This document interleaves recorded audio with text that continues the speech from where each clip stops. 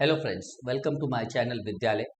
Friends, bills of exchange में ये next video आपके पास लेके आ रहा हूँ। पिछले वीडियोस में हमने ऑनर तक की जर्नल एंट्रीज देख ली थी। If you pays the bill on due date तो honour, if you pays the bill before due date तो रिटायरमेंट ऑफ बिल, ये हमने देखा था। यहाँ तक एंट्रीज हो चुके हैं। बात आएगी if it does not pays the bill, तो ये आज इस वीडियो में कवर अप करेंगे। फ्रेंड्स, ये वेरी वेरी वेरी इंपॉर्टेंट आज का ये लेक्चर। रीजन, क्योंकि ये जो बात आज सीखने जा रहे हैं लगभग हर सम में होगा, हर सम में होगा। तो प्लीज ये वीडियो को ध्यान से देखिए, एंड तक देखिए और समझने की कोशिश कीजिए। और हो सके तो मैं भी कोशिश करता हूँ कि आपको इस तरह से बताऊं कि आपको जरूर समझ में आ जाए। तो चलिए बिना वेस्ट किए टाइम हम देख लेते हैं कि करना क्या है। बात कर लूं पहले transaction in bill of exchange की, तो cell purchase of goods on credit, goods उधारी में खरीदा या बेचा, उसकी एंट्री हमने सीखी थी। फिर उसके सामने बिल बनाया, ड्रॉवी ने एक्सेप्ट किया और बिल दिया, बिल ड्रॉन एंड एक्सेप्टेड, उसकी एंट्री देखी थी। फिर option of the drawer, bill मिलने के बाद इन चारों में से कोई एक चीज ड्रॉवर कर सकता है। या तो बिल वो रिटेन किया, अपने पास रखा, या तो उसने बैंक से डिस्काउंट किया होगा, या तो एंडोर्स किया होगा थर्ड पार्टी को, या तो बिल सेंड किया होगा कलेक्शन के लिए। फिर बात आएगी option of the drawee. Drawee क्या कर सकता है? तो ड्रॉवी के दो ऑप्शन थे, either he will pay the bill or he will not pay the bill. If he pays the bill on due date तो honouring, if he pays the bill before due date तो retire. यहां तक entry सिखा चुका हूं। बात करेंगे if he does not pays the bill on due date then it is termed as dishonoured.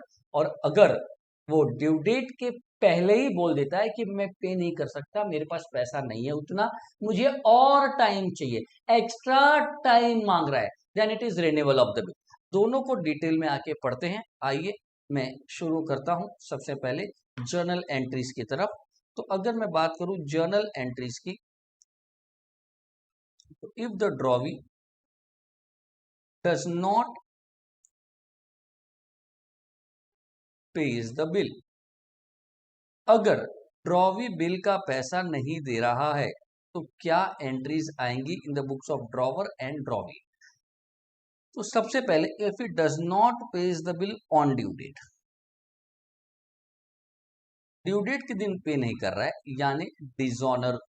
Dishonour यानी जितने महीने का बिल था उतने महीने बाद जब पैसा कलेक्ट करने सामने वाला पार्टी गया ड्रॉवी के पास, तो ड्रॉवी ने देने से मना किया, ड्यू डेट के दिन देने से मना कर दिया, that is dishonour of bill.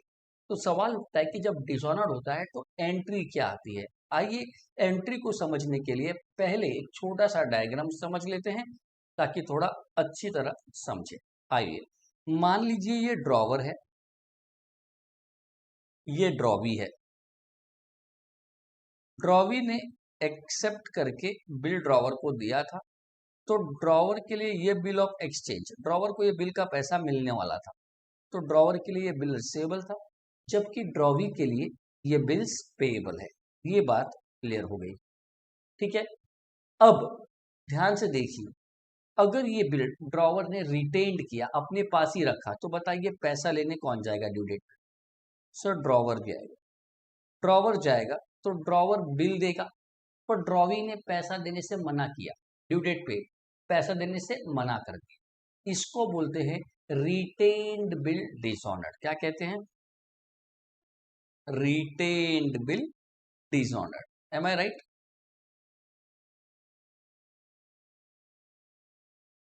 लेकिन अगर ड्रॉवर ने ये बिल अपने पास ना रख के बैंक से डिस्काउंट किया रहेगा, तो आप बताइए पैसा लेने कौन जाएगा ड्रॉवी के पास? अगर बैंक से डिस्काउंट करा लिया था तो इन दैट केस फ्रेंड्स, पैसा लेने तो बैंक जाएगा ड्रॉवी के पास। अगर पैसा लेने बैंक जाएगा और ड्रॉवी ने देने से मना किया, तो फिर आप क्या कहोगे? तो फिर आप क्या कहोगे?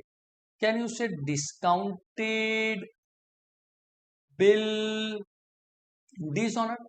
सिंपल सी बात है, बैंक पैसा लेने गया, ड्रॉवी ने मना किया, तो जो डिस्काउंट किया हुआ बिल था वो डिसऑनर्ड हो गया।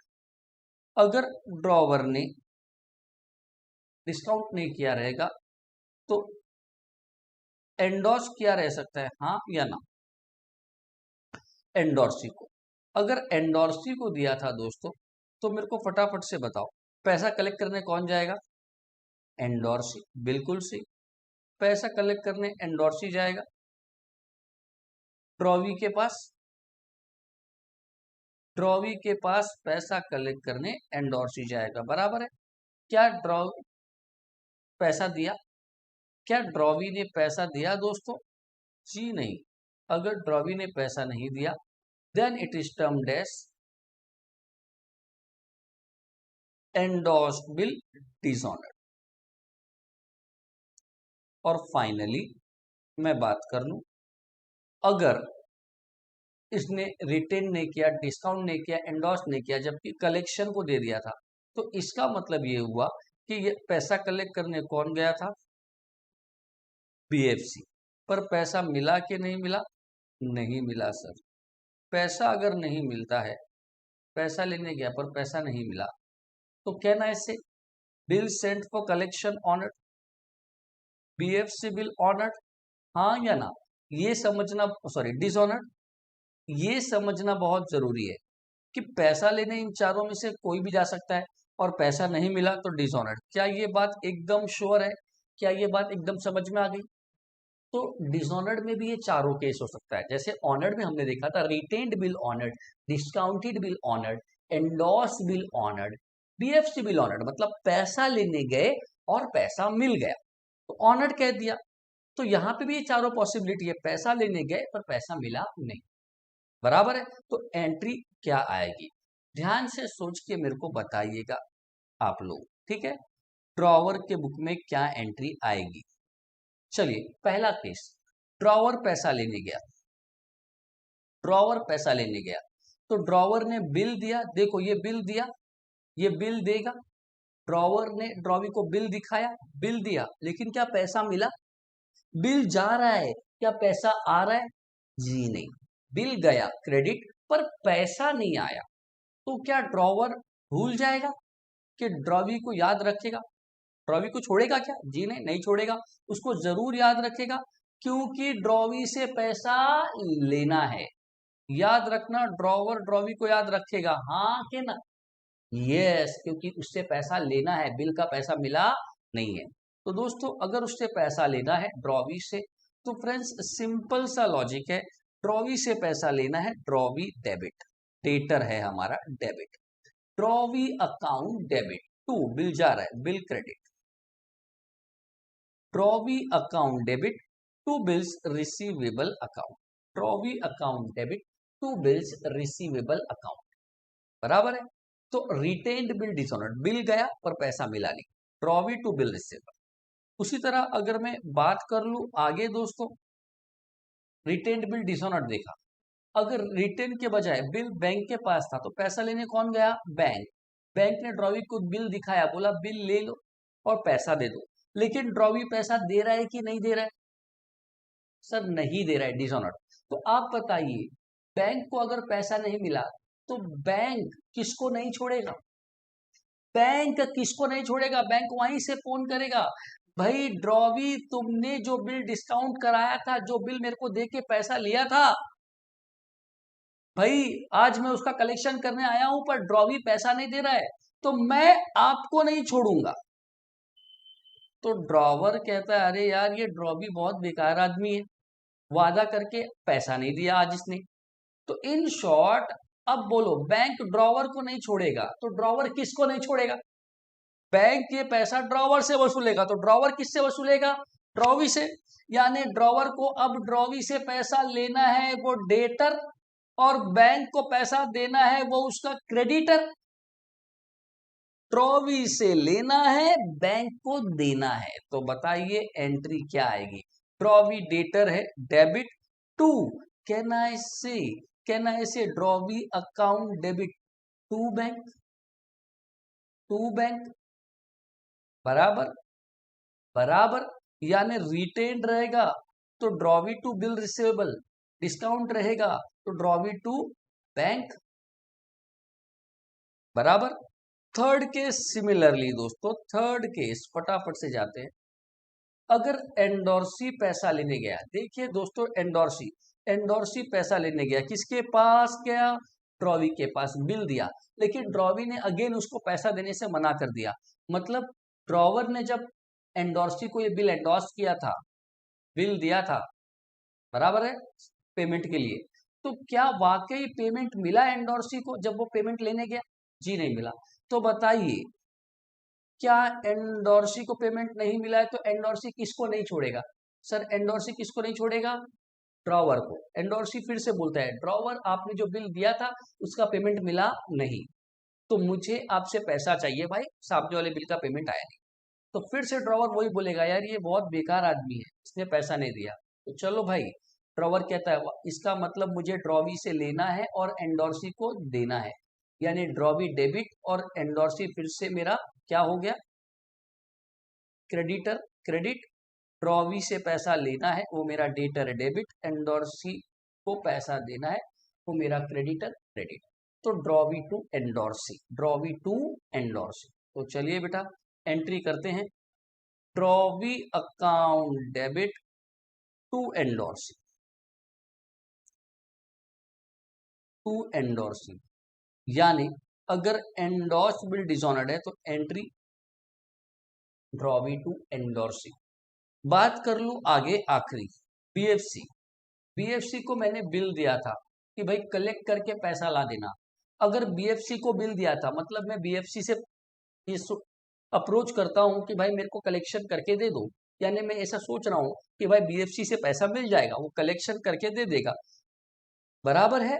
तो अब आप बताइए, बीएफसी पैसा लेने गया पर क्या पैसा मिला?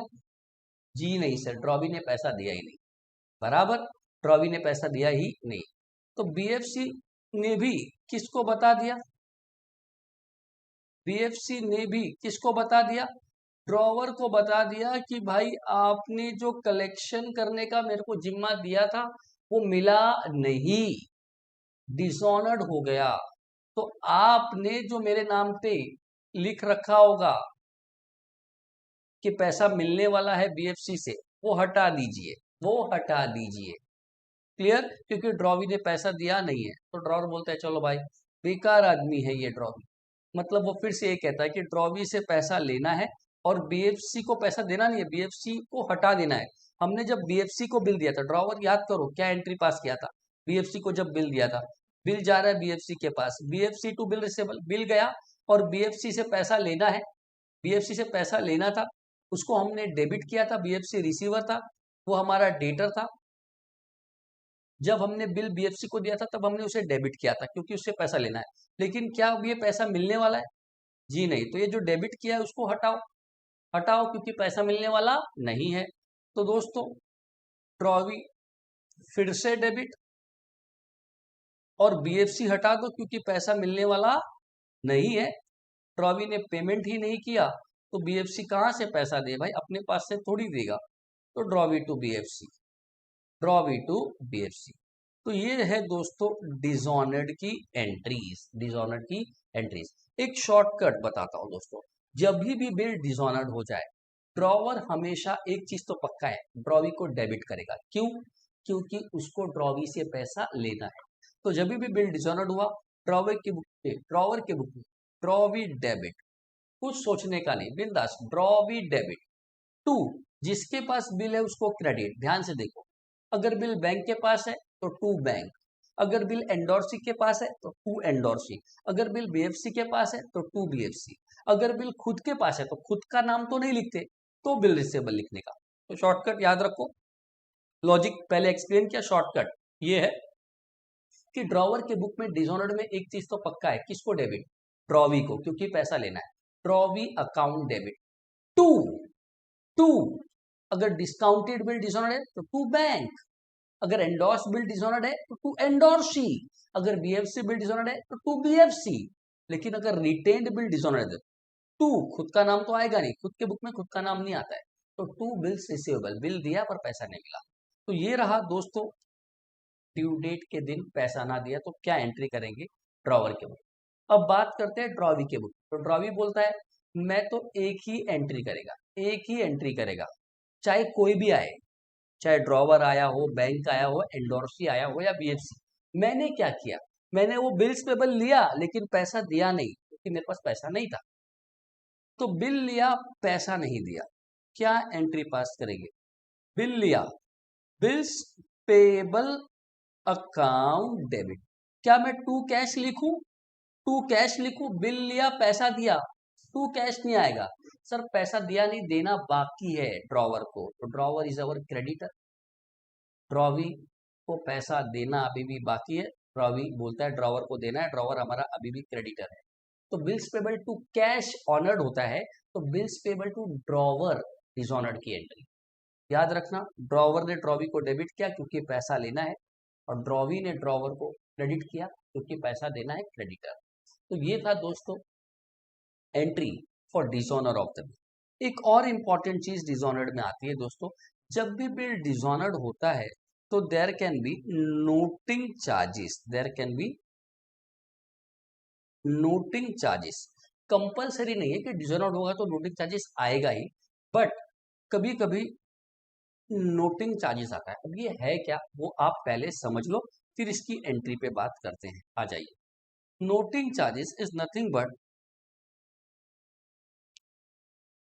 Fees charge by notary public for recording the facts of dishonor of bill. Fees charged by notary public for recording the facts of dishonor of bill.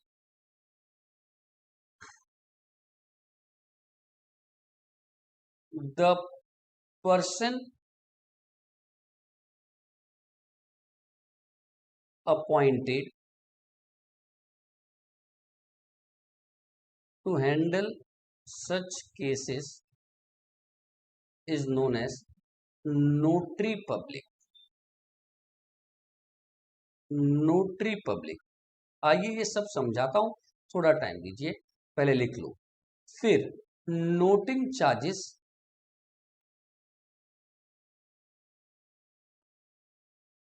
will be recovered from drawing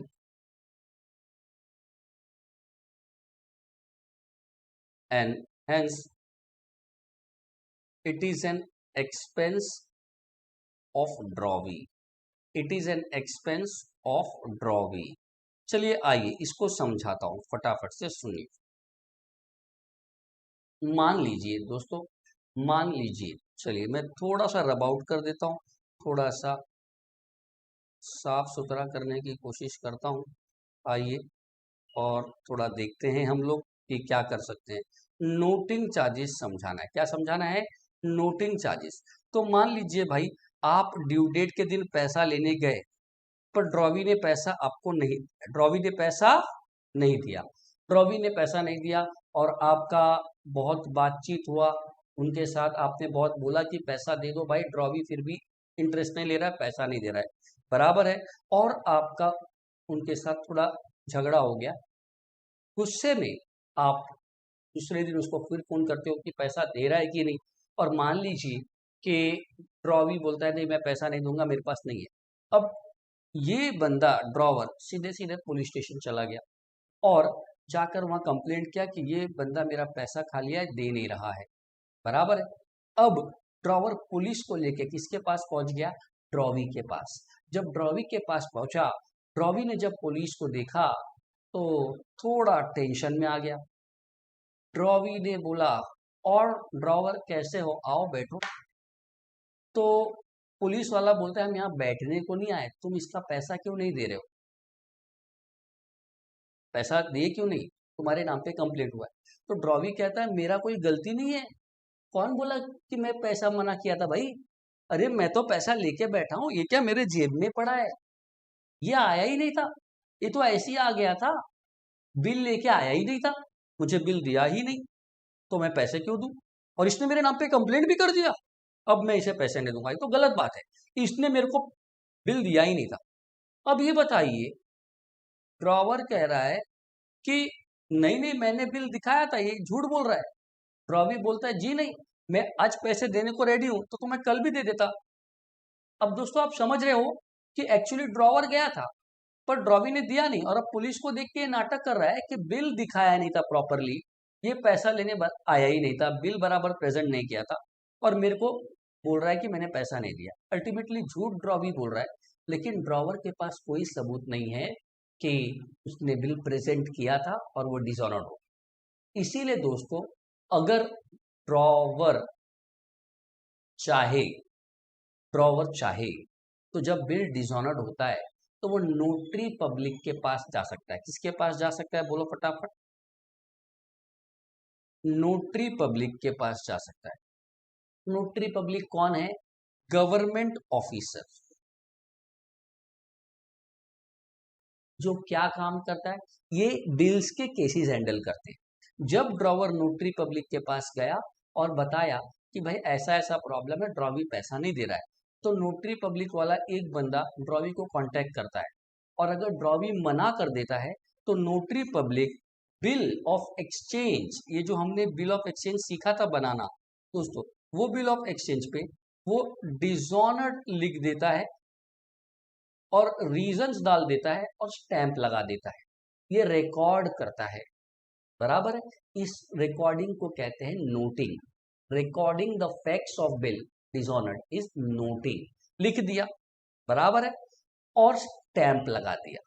ये लिखने का वो कुछ पैसा लेता है, इसको बोलते हैं नोटिंग चार्जेस, नोट करने का चार्जेस, नोटिंग चार्जेस, बराबर है दोस्तों। नोटिंग चार्जेस पे करना पड़ेगा नोटरी पब्लिक को।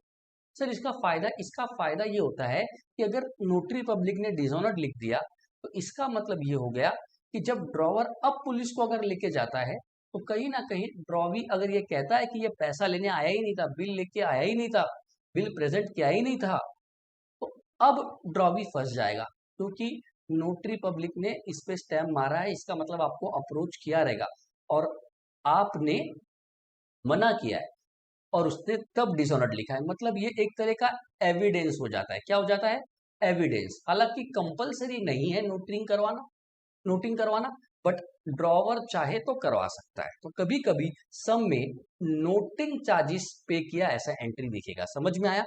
तो याद रखना ये नोटिंग का पैसा ड्रॉवर ने अगर पे किया, ड्रॉवर गया तो ड्रॉवर पे करेगा, तो ड्रॉवर ने अगर पे किया तो क्या ये खर्चे का जिम्मेदार ड्रॉवर है? क्या ये नोटिंग चार्जेस के खर्चे का जिम्मेदार ड्रॉवर है? जी नहीं। अगर ड्रॉवी ने पेमेंट कर दिया था तो क्या ये नोटिंग चार्जेस आता? क्या ड्रॉवर नोटरी पब्लिक के पास जाता? जी नहीं। तो अल्टीमेटली ड्रॉवर ने अगर पे किया है नोटिंग चार्जेस तो वो किससे लेगा? ड्रॉवी से ही लेगा। तो याद रखना जिम्मेदार ये है, क्योंकि इसने डिसऑनर्ड किया, ड्रॉवी ने डिसऑनर्ड किया, तो ही ये नोटिंग चार्जेस का सरदर्द आया है, वरना आता नहीं। इसलिए it is an expense of drawee, noting charges is always expense of drawee. Drawer अपना खर्चा नहीं बोलेगा, वो किससे लेगा? ड्रॉवी से। समझ में आया? समझ में आया। तो notary public is a government officer who is appointed to handle the cases of bills. The fees paid to record the noting facts of dishonored is known as noting. बराबर है। नोटिंग का खर्चा क्यों कौन बेयर करेगा? Drawer की drawee? Drawee. समझ में आया? तो ये दोस्तों यहां तक समझ में आया। अब एक बात याद रखो, अगर ड्रॉवर गया नोटरी पब्लिक के पास तो ड्रॉवर पे करेगा और ड्रॉवी से रिकवर करेगा।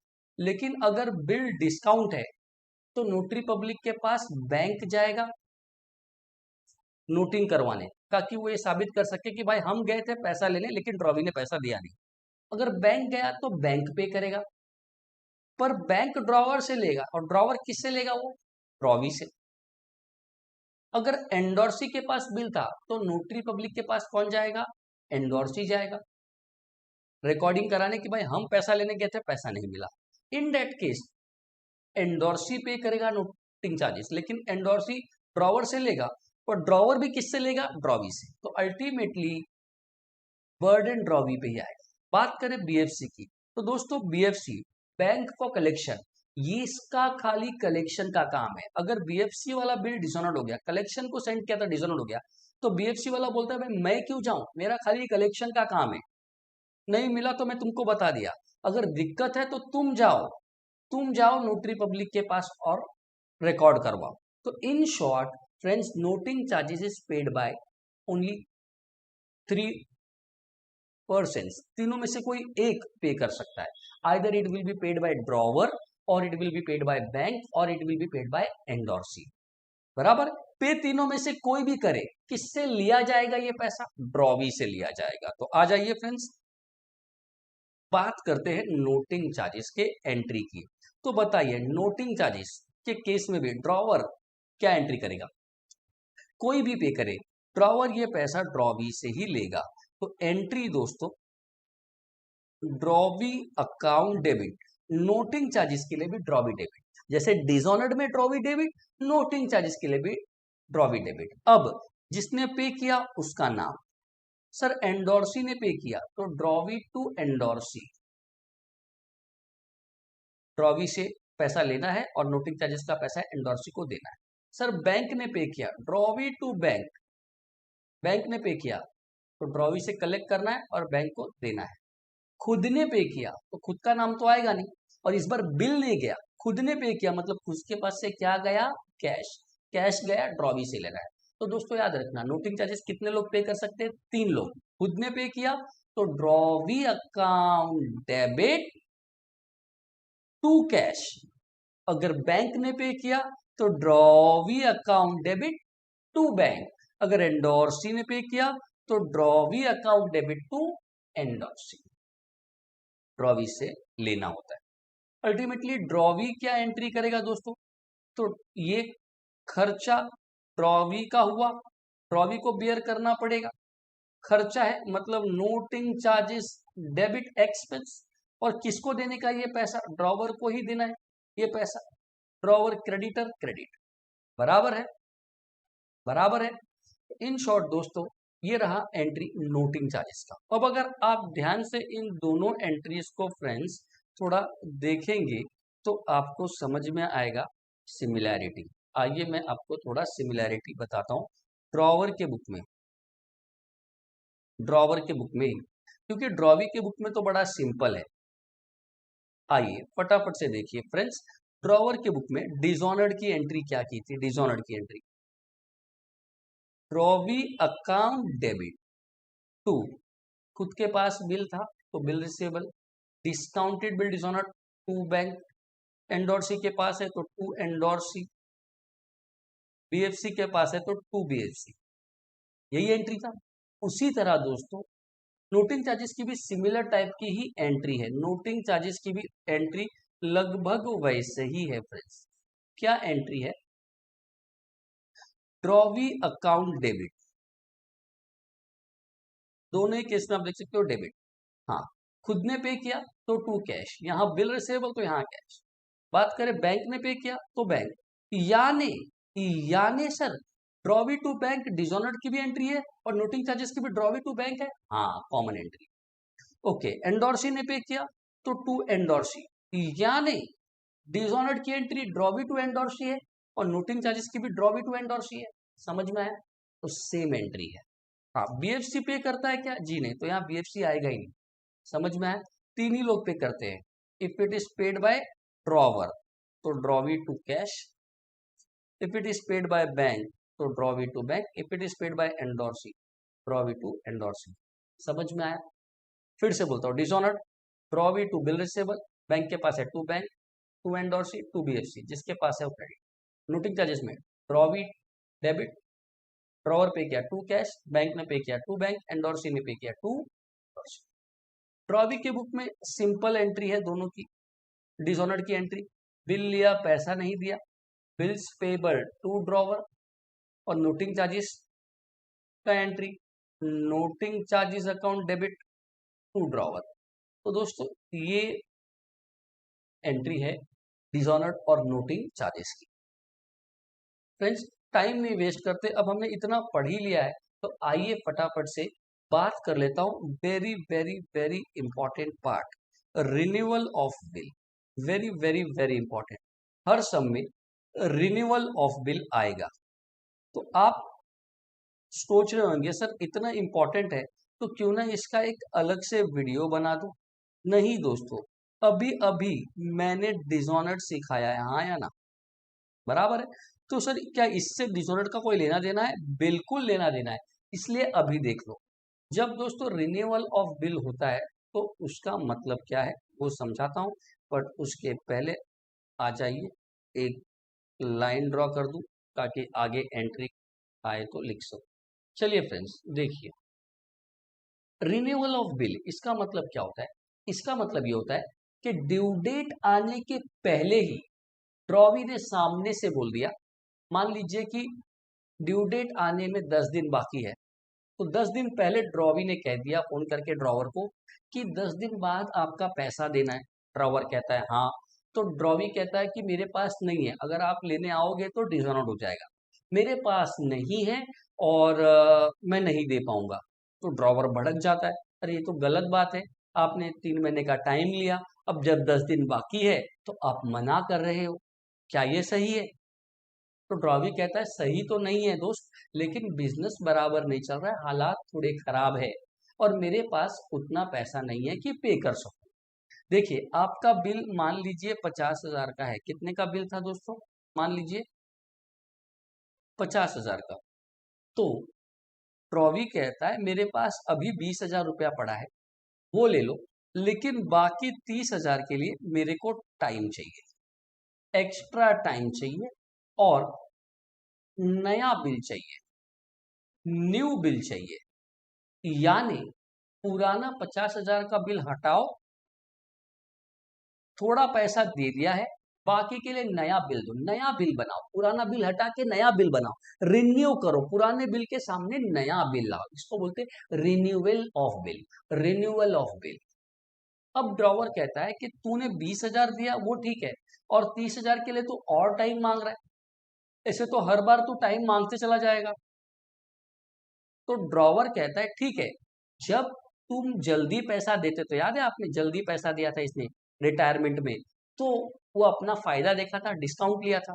तो अब ड्रॉवर कहता है कि अगर आप एक्स्ट्रा टाइम ले रहे हो तो जितना तुम एक्स्ट्रा टाइम लोगे मुझे उसका इंटरेस्ट चाहिए। क्या चाहिए? इंटरेस्ट। समझो कि इंटरेस्ट चाहिए। अगर 30,000 रुपए का पैसे के लिए आप 2 महीना और ले रहे हो, तो ड्रॉवर ने बोला मुझे 500 रुपया ब्याज चाहिए। क्या चाहिए? ब्याज। तो ही मैं दूंगा। तो ड्रॉवी ने भी बोला ठीक है भाई, अब ले लो इंटरेस्ट, क्या कर, लेकिन टाइम दे दो। तो अब ये बताइए आप, 50,000 में से 20,000 दिया, कितना बचा बैलेंस? 30,000, इंटरेस्ट 500, मतलब नया बिल कितने का बना? 30,500। कितने का बना? 30,500, बराबर है। तो आप क्या देख रहे हैं यहाँ पे? क्या 50,000 का बिल ऑनर्ड हुआ? क्या फटाफट से बताओ, 50,000 का बिल का पैसा मिलने वाला है? जी नहीं, अल्टीमेटली ये बिल कैंसल करना है और नया बिल बनने वाला है। अगर उसने थोड़ा बहुत पेमेंट कर दिया तो बाकी का बैलेंस जो है उसके लिए बिल बनाना है। सवाल उठता है कि जो एक्स्ट्रा टाइम लिया उसके लिए इंटरेस्ट लेना है, उससे क्या लेना है? इंटरेस्ट। तो इंटरेस्ट का पैसा भी लिया जाएगा। क्लियर? तो ये जो आप देख रहे हो कि पुराना बिल कैंसिल करके नया बिल जो है वो बन रहा है, that is called as renewal of bill. क्या बोलते हैं उसको? Renewal of bill. क्या ये बात समझ में आया? क्या ये बात समझ में आया? तो जब दोस्तों रिन्यूअल आएगा, और मैं आपको एक बात बता दूं, हर सम में रिन्यूअल आएगा। जब भी रिन्यूअल आ गया मतलब पुराना बिल कैंसिल हो रहा है, नया बिल ड्रॉ हो रहा है। तो यहाँ पे लिख देता हूं रिन्यूअल ऑफ बिल में, cancellation of old bill and drawing a new bill. पुराना बिल कैंसिल हो रहा है और नया बिल बन रहा है, बराबर है। जब भी रिन्यूअल आएगा तो दोस्तों 3 स्टेप, कितना स्टेप याद रखोगे आप? 3 स्टेप। पहला स्टेप रिन्यूअल में, कैंसिलेशन ऑफ ओल्ड बिल, जो पुराना बिल है उसे कैंसिल कीजिए। दोस्तों बोलो, कैंसिल किया मतलब पैसा मिला कि नहीं मिला? रिन्यूअल हो रहा है मतलब पुराना बिल का पैसा मिल रहा है कि नहीं मिल रहा है? सर नहीं मिलने वाला है, कैंसिलेशन, बराबर है। और दोस्तों कैंसिल करना है मतलब एंट्री सेम एज डिसऑनर्ड, जो डिसऑनर्ड की एंट्री थी वही आपको पास करना है दोनों जगह पे। तो जब भी रिन्यूअल आएगा, पहला स्टेप कैंसलेशन ऑफ बिल, तो आप डिसऑनर्ड की एंट्री करना, पुराना बिल कैंसिल करना, तब डिसऑनर्ड की एंट्री करना। फिर उसके बाद उसने एक्स्ट्रा टाइम लिया है, क्या लिया है? Extra time. तो आप क्या लोगे उससे? ड्रॉवर क्या लेगा उससे? इंटरेस्ट, बराबर है। तो इंटरेस्ट चार्ज की एंट्री आएगी, किसकी एंट्री आएगी? Interest charge by drawer. Drawer ले रहा है किससे? To drawee. ड्रॉवी को बोला ब्याज लगेगा, बराबर है। तो ये बताइए, ये इंटरेस्ट ड्रॉवर के लिए क्या हुआ? इनकम की एक्सपेंस। ये इंटरेस्ट ड्रॉवर को मिलने वाला है, ड्रॉवर के लिए ये इंटरेस्ट इनकम हुआ, जबकि ड्रॉवी के लिए खर्चा हुआ क्योंकि पे कर रहा। तो आ जाइए, ड्रॉवर को इंटरेस्ट का पैसा लेना है, फिर से पैसा लेना है इंटरेस्ट का। ड्रॉवी अकाउंट डेबिट, इनकम है इंटरेस्ट, इंटरेस्ट क्रेडिट। तो entry drawee account debit to interest, जबकि ड्रॉवी क्या पास करेगा? इसके लिए इंटरेस्ट खर्चा हुआ, interest account debit to drawer, drawer को देना है। एग्जैक्टली रिवर्स, बराबर। Drawee to interest, interest to drawer. और तीसरा part payment and new bill. अगर कुछ पार्ट पेमेंट दिया है तो ही पार्ट पेमेंट आएगा, और न्यू बिल दिया है तो न्यू बिल। तो part payment and new bill, अगर कुछ पार्ट पेमेंट दिया है, पैसा दिया है, तो बताओ पैसा आया, क्या एंट्री पास करेगा? ड्रॉवर। कैश आया थोड़ा बहुत, कैश डेबिट। बाकी का नया बिल आया, bill debit. Cash account debit, bill receivable account debit. किसने दिया? ड्रॉवी ने। Part payment and new bill received, drawer को मिला, जबकि ड्रॉवी एग्जैक्टली उल्टा करेगा। ड्रॉवर के पास आ रहा है, ड्रॉवी के पास से जा रहा है। इसने ड्रॉवर को कैश और बिल दिया, drawer account debit to cash to bills payable. दोस्तों ये तीन स्टेप है, ये तीन स्टेप है रिन्यूअल का, याद रखेगा। तीन स्टेप, जब भी रिन्यूअल होगा तीन स्टेप, तीन स्टेप। वो तीन स्टेप क्या है फ्रेंड्स? ये रहे वो तीन स्टेप रिन्यूअल में। पहला step cancellation of old bill, मतलब आप हमेशा जब भी रिन्यूअल बोला तो डिसऑनर्ड की एंट्री करना, बिल कैंसिल करना पड़ेगा पुराना, बराबर। दूसरा, एक्स्ट्रा टाइम लिया तो इंटरेस्ट लेना है, तो ड्रॉवर के लिए इनकम है, ड्रॉवी के लिए एक्सपेंस है, तो ड्रॉवर पास करेगा ड्रॉवी टू इंटरेस्ट, जबकि ड्रॉवी बोलेगा इंटरेस्ट टू ड्रॉवर। और फिर part payment and new bill, कुछ पैसा आया, बिल आया बाकी का। Cash account debit, bill receivable to drawee, जबकि ड्रॉवी पास करेगा drawer account debit to cash to bills payable. तो दोस्तों यहाँ पे ये जो दोनों सम किया है, आप देखो पहले डिसऑनर्ड किया है एंट्री, और आप देखिए रिन्यूअल में भी डिसऑनर्ड आ रहा है कि नहीं आ रहा है, रिन्यूअल में भी डिसऑनर्ड आ रहा है कि नहीं आ रहा है, आ रहा है। और आपको ये बता दूं, इसीलिए मैंने आपको बोला कि आज का लेक्चर इंपॉर्टेंट, वीडियो इंपॉर्टेंट इसलिए क्योंकि जितना भी आप सम करोगे उसमें रिन्यूअल आएगा ही आएगा। रिन्यूअल आने से डिसऑनर्ड ऑटोमेटिकली उसके अंदर आ गया, साथ ही साथ इंटरेस्ट और पार्ट पेमेंट और न्यू बिल भी आ गया। क्लियर? तो बहुत ही इंपॉर्टेंट है रिन्यूअल ऑफ बिल। और आज का ये जो लेक्चर है, इसके एंट्रीज अगर आपको आती हैं अच्छे से, तो आप ये समझिए कि बिल ऑफ एक्सचेंज आता है आपको। बात रही सर हमको कैसे समझेगा कि आता है या नहीं आता है, अभी तो सिर्फ आपने एंट्री दिखा है। तो दोस्तों इसका सम्स करेंगे, तब अगर आप खाली ये एंट्री को वहां पे जाके बराबर अप्लाई कीजिए, डेफिनेटली हमें 3 या 4 सम में ऑटोमेटिकली ये पूरा एंट्री आने लगेगा। समझ में आया? लेकिन आज का वीडियो बहुत बहुत ज्यादा इंपॉर्टेंट है, जिसमें हमने डिसऑनर्ड की एंट्री सीखी, जो कि रहता ही है। नोटिंग चार्जेस जो कि कभी कभी आ जाता है, तो नोटिंग चार्जेस की भी एंट्री आनी चाहिए।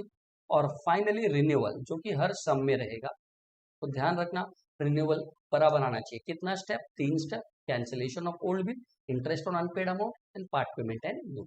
दोस्तों यहाँ पे हमने एंट्री वाला पार्ट खत्म किया, अब मिलेंगे सीधे सम के साथ अगले वीडियो में, और फिर यहाँ तब अप्लाई करेंगे ये एंट्री को सम में कैसे किया जाए। ठीक है? Thank you very much for watching my videos. अगर आपको ऐसा लगे कि थोड़ा बहुत समझ रहा है और आगे समझ करने पे और अच्छे से समझेगा, हमारे लिए वीडियो हेल्पफुल है, तो दोस्तों आप अपने फ्रेंड्स को ज़रूर शेयर करो और उनको सब्सक्राइब करने बोलो चैनल। बात रही कि कुछ सर एंट्रीज हमने पहले की अगर नहीं देखी हैं, तो आप फ्रेंड्स हमारे चैनल पे चले जाएं। जब ये वीडियो देखोगे तो हमारे लोगों पे क्लिक करो चैनल के, आपको चैनल पे जाने मिल जाएगा और अब चैनल पे जाके प्ले लिस्ट वाले में SYGC बिल्स ऑफ एक्सचेंज की प्लेलिस्ट ओपन कीजिए। आपको बिल्स ऑफ एक्सचेंज की सारी लेक्चर्स देखने को मिल जाएंगे। ठीक है, thank you very much for attending the session. Thanks a lot.